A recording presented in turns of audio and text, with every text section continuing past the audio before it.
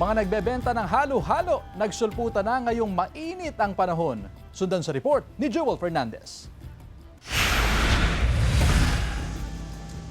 Kasabay ng mainit na panahon, in demand na rin ang mga pamatid-init gaya ng halo-halo. Dito sa harap ng plaza ng Santa Barbara, Pangasinan, hile-hilera na ang nagtayo ng halo-halo stall. Isa sa mga binabalik-balikan ng mga customer ang mga sangkap gaya ng mais, ube, saging at kamoting kahoy. Mga 10 stall po kami ngayon, sir, pero kami po yung binabalik-balikan ng mga suki po namin kasi alam po namin na masarap po yung halo-halo namin.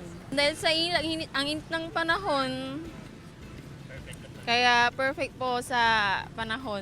Kaya hanggang doon po maraming titinda ng halo-halo. Bagamat marami ang nagtitinda ng halo-halo sa lugar, kumikita pa rin naman umano sila na siya ring pinagkukuhanan ng pang-araw-araw na gastos para sa kanilang pamilya. Sinisiguro rin nilang malinis ang kanilang ibinibenta at mayroong health certificate mula sa health office. Duman po kami sa tamang proseso. Nag-ano po sila ng protocol na mag-ano po kami ng medical. Ayun po, kumuha po kami ng medical po namin. Paalala ng Health Authority, siguraduhing malinis ang tubig na ginagamit sa mga inihahandang pagkain at inumin para makaiwas sa sakit gaya ng diarrhea. Kapag mainit ang panahon, mas madaling masira yung mga pagkain.